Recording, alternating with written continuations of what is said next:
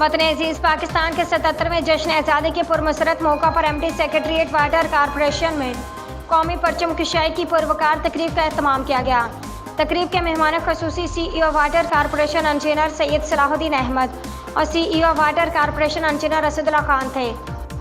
मरकजी तकरीब का आगाज़ कारी अतीकुर रहमान के तिलावत कलाम पाक से और बारगाह रिसालत माब में हज़ूर नबी अकरम सल्लल्लाहु अलैहि वसल्लम की शान में नात पढ़ने का अशर अमीन अहमद ने हासिल किया।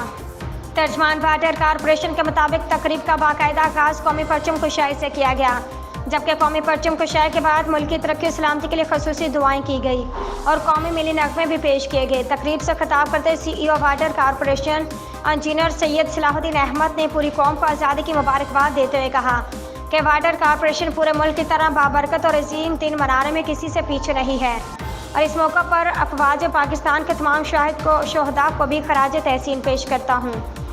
जिन्होंने वतन अजीज़ की खातिर बेशुमार कुर्बानियाँ दी। उन्होंने कहा कि वाटर कॉरपोरेशन ने शहरियों को फरहमी और निकासी की बेहतर सहूलियात फराहम करने के लिए एक नए जज्बे का आगाज़ किया है और इस ज़म में वाटर कॉरपोरेशन के नई इंतज़ाम की जानिब से शहर की बेहतरी के लिए गुज़श्ता एक साल की अवामी खिदमात लाजवाल हैं, जबकि बैनुल-अक़वामी कंपनियाँ वाटर कॉरपोरेशन की नई इंतज़ाम के साथ मिलकर काम करना चाहती हैं, जो कि हमारी बड़ी कामयाबी है। उनका कहना था कि वाटर कॉरपोरेशन शहरों को साफ़ और काबिल एतमाद पानी समेत सीवरेज नेटवर्क और ट्रीटमेंट की खिदमात फराहम करने के लिए पुरअज़्म है।